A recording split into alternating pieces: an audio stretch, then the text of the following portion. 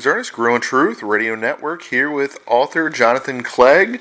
He is the author of The Club, How the English Premier League Became the Wildest, Richest, Most Disruptive Force in Sports. So tell us, what inspired you to write the book? Well, the book really was the product of the best part of a decade reporting on the Premier League for the Wall Street Journal. I'm a co-author of the book. My co-author is Josh Robinson, who succeeded me as the European sports correspondent for the Journal, and together we had sort of chronicled the growth of the Premier League as it emerged from this breakaway by a small group of soccer team owners in the UK in the early 1990s. 1992, they split from the rest of the professional league clubs in English soccer, formed their own league, and the idea behind it was essentially to market English football as a TV product. They were looking across the Atlantic at what US sports teams were doing. The NFL was a big inspiration for them, and saw how much money they were making from broadcasters and TV, and sought to sort of emulate that across the Atlantic. So they launched the league in 1992, and from almost the word go, it was a runaway success. The Premier League grew into a huge TV entity in Britain, but also around the world as they were able to ship Premier League soccer around the world. The appetite for showing it was enormous, and the TV rights fees skyrocketed. So as we were sort of chronicling the growth of the league and the sort of action on the field, we began to see signs that the sort of 25 years of growth were kind of beginning to come to an end or to slow down, and that some tensions and divisions were emerging. So we felt that like a sort of snap the league at 25 as it was grappling with these issues and sort of on the cusp of reaching middle age after what essentially it was a startup in 1992. As it sort of reached its middle-aged years, we felt like now was the time to tell the story of what is kind of a remarkable sports and business tale. So, obviously, with your experience covering the league, I mean, that's obviously a big part of it, but how were you able to get the inside, the untold story? Yeah, so, I mean, that was like the big challenge for us was that, as much as this book hasn't been written before, no one's told the story of the Premier League, the kind of broad brushstrokes of what's happened are known certainly by soccer fans around the world, because they tune in and see what happens on the field every week. So we felt that the story we wanted to tell was really one set inside the kind of boardrooms and executive boxes of the Premier League, because that was the one area that hadn't really been covered. And those individuals, the team owners, the team executives, the key decision makers of the clubs, even the broadcast executives who were paying so much for the TV rights fees, their story hadn't been told, and these were oftentimes the sort of key actors and the major figures in the league's growth and right down to the sort of action on the field. So that's where we set about trying to tell this story, and we were able to use our sort of combined 10 years of experience and our Rolodexes and to sort of get access to those people who aren't often, who don't often speak to the media and who aren't often on the record about this stuff. With that, how is the Premier League one of the wildest leagues? Well, I think that's to do with the fact that as much as it comes across as a very professional 21st century sports business. Once you sort of dig a little deeper, you realize that beneath that sort of veneer of professionalism, there's a kind of very chaotic world where agents have this, outsized influence, and there's very little of the kind of regulation of agents and players that we typically see in US sports. And so what that means is that there is a lot of kind of shady business going on, and we dig into a lot of that in the book as agents, oftentimes are the sort of the biggest movers and shakers in European soccer, and they move their clients, from one team to another, almost like pawns on a chessboard, shaking up the balance of power in the sport as they do so, and always kind of making sure that they pocket their 15% while doing that. So it may seem like a very kind of like I say, a very modern business, but one of the big takeaways we got from speaking to a lot of the kind of US owners who have gone over to English football and invested there is the fact that they assumed that it would operate in the same way as the business world they've come from, or the NFL or the NBA that where they own sports teams, but they were kind of shocked to discover that actually English soccer operates on a kind of in a very different way, in a very different world, and oftentimes is sort of run by charlatans and hucksters who are not in it for the best business reasons. So it sounds like the league has really changed and evolved over its 25 years. What are some of the biggest changes and evolutions to the sport? Yeah, I mean, that's very true. Over the 25 years, English football, English soccer, and even English society has been transformed by the Premier League. And I think the sort of first and most notable change that fans have seen is the product on the pitch.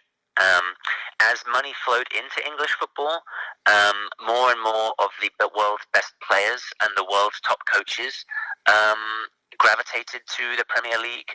And what that meant was that the style of soccer that English fans were accustomed to seeing, which before the Premier League was set up, was a kind of very physical, rugged, almost violent game, was replaced with something a lot more refined. The sort of technique and advanced skills and creativity that the world's best, that the best overseas players brought to the Premier League, really made English football a more compelling and more attractive product. So I think there's certainly a big change in terms of the actual style of soccer, the aesthetics of the game that are on display every weekend. There's obviously it's the case too that the clubs themselves, the 20 teams that make up the Premier League, they have seen their valuations skyrocket since 1992. You could pick up pretty much any Premier League team for $100 million back in 1992. Today, Manchester United is generally regarded as the world's most valuable sports team and almost one of its most valuable brands. The Premier League is shown every weekend in 185 countries around the world. There are only 192 in the United Nations. So literally, bar 7 countries, you can watch Manchester United anywhere on Earth on a given Saturday. So yeah, you've seen huge changes to the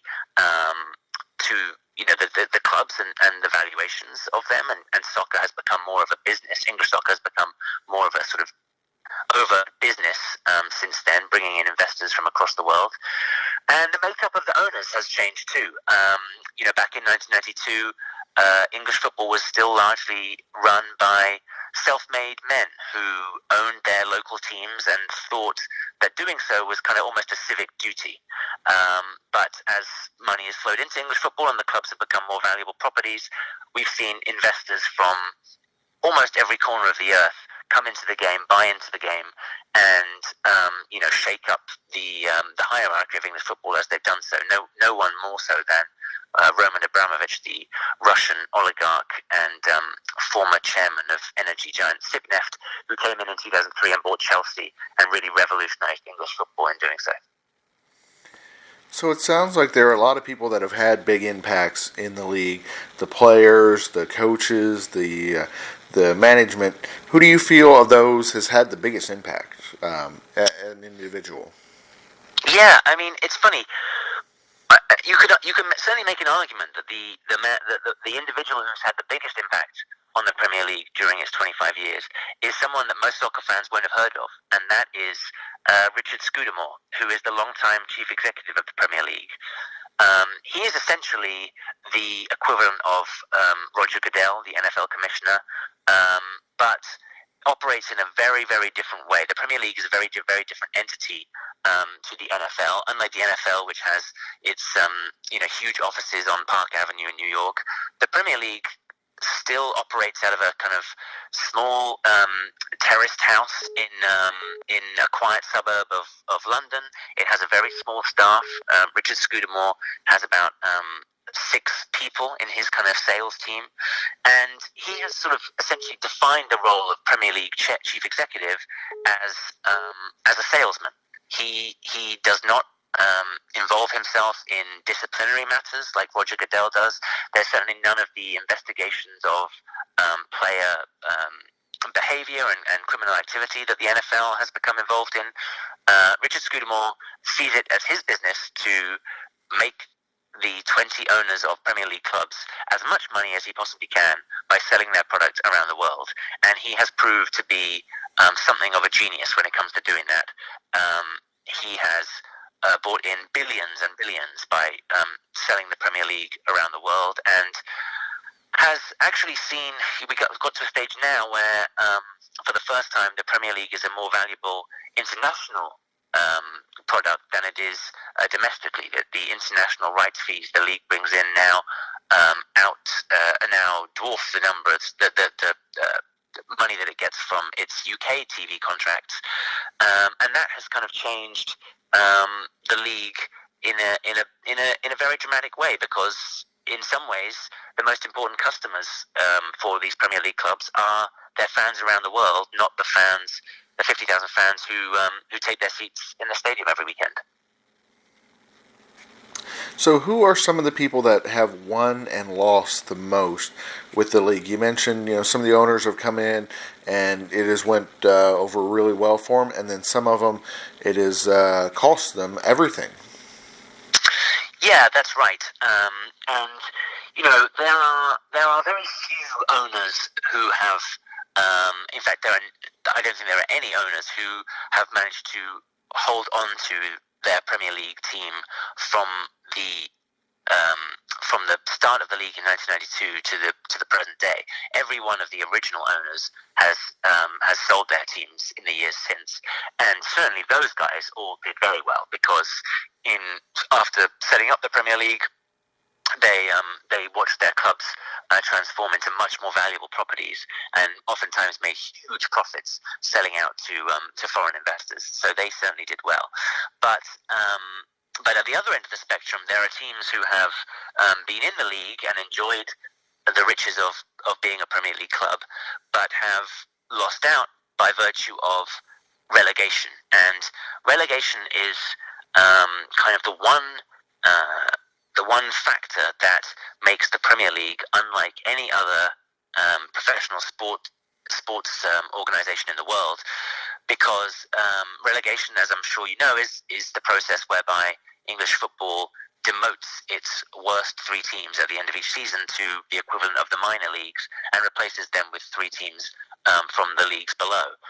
And what that means is that every Premier League season is kind of a tightrope for many of these clubs, a high wire act, where they are trying to avoid the kind of perilous drop out of the Premier League and the resultant loss of finances that comes with that. The impact of being relegated from the Premier League is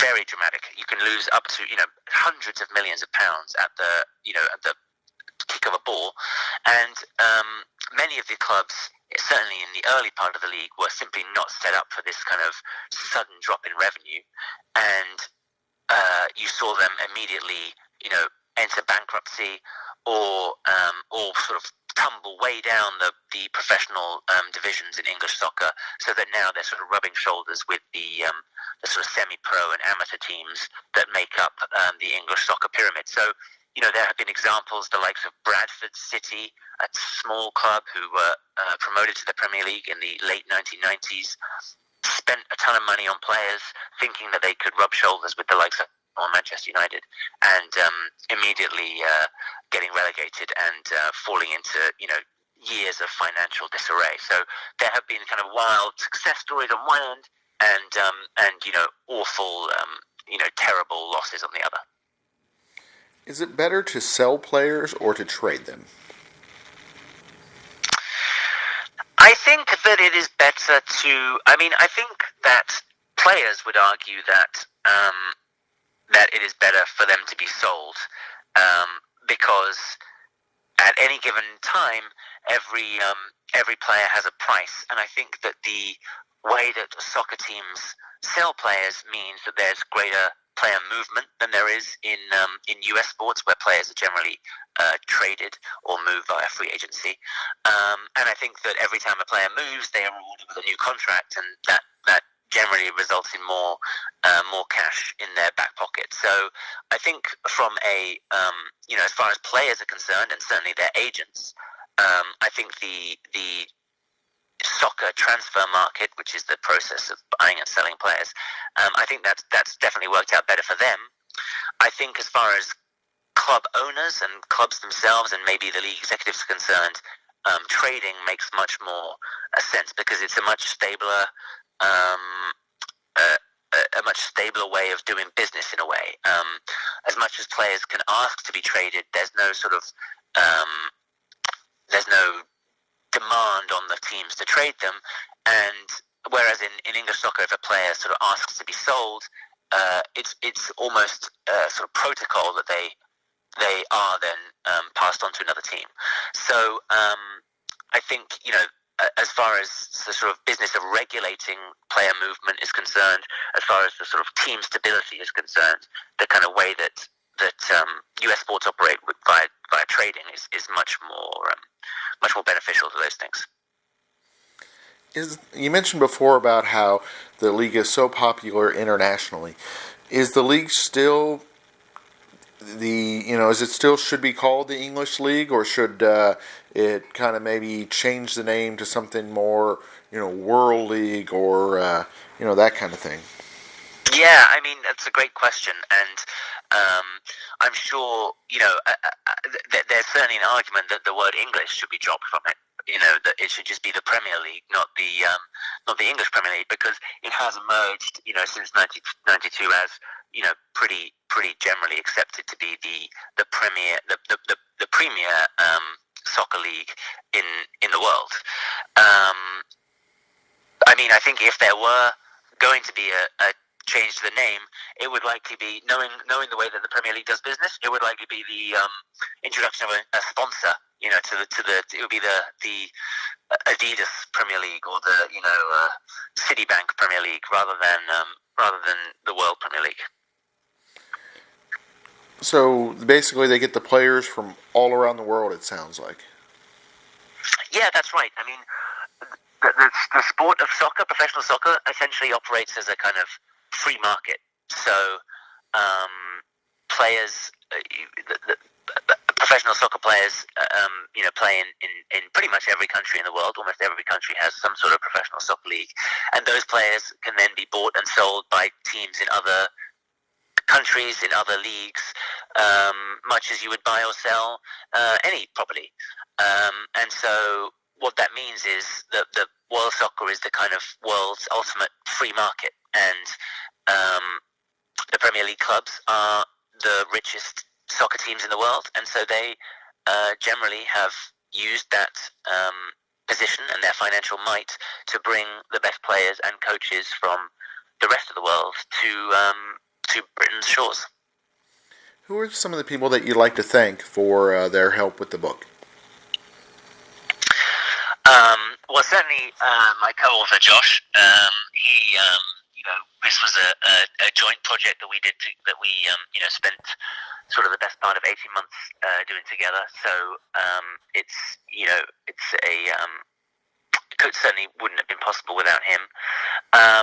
And then, I think the people that we really need to thank are the team owners and executives who, really gave us a sort of unprecedented level of access to them. And I think that was in large part due to our background with the Wall Street Journal, who also deserve, some thanks, because I think that the journal's credentials and the paper's reputation as a serious financial publication meant that they were willing to speak on the record to us in a way that they might not have for some other people. So that really helped. And so I'm talking about the kind of owners and executives of the Big Six clubs, which is what the top teams in English soccer at the moment are known as, but also the guys who were kind of behind this kind of crazy Premier League scheme in the first place. Guys like the former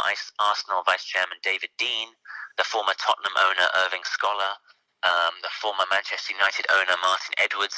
These were the sort of very ambitious, entrepreneurial English football owners in the 1980s who clubbed together and had the kind of joint vision, shared vision that English soccer could be so much more than what it was, and whose actions really helped sort of spark the breakaway that led to the Premier League. Sounds great. And then, let's see, before we let you go, just two more important things. Where do we get the book, and where can we follow you on social media and on the web? So you can follow both Josh and me at the Wall Street Journal, WSJ.com, where we write about soccer. Josh is the European sports correspondent for the Wall Street Journal, so he writes mostly about soccer, but other sports too. I'm an editor at the Journal and occasionally write about soccer and also NFL football. And we can also be found on Twitter. My Twitter handle is @CleggJohn. Josh's is @JoshRobinson23. And more importantly, the book, The Club, is available at all good bookstores, Amazon, Barnes & Noble, your local bookseller. Go to IndieBound for a bookseller that is close to you that will ship it to you. Any and all good booksellers will stock The Club. Excellent. I'd like to thank our guest, Jonathan Clegg, author of The Club, How the English Premier League Became the Wildest, Richest, and Most Disruptive Force in Sports. Thank you, Jonathan. Thank you very much. My pleasure.